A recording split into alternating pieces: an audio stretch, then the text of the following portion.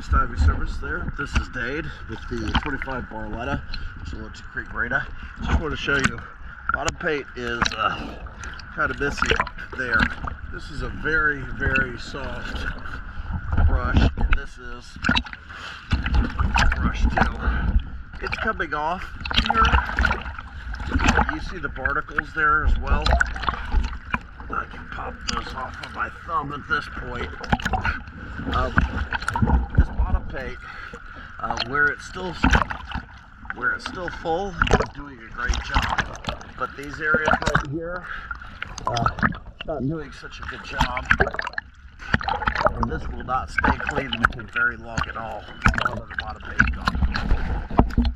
I think you may want to look at touching it up. I'm almost done with her. Thank you for choosing me as diving service.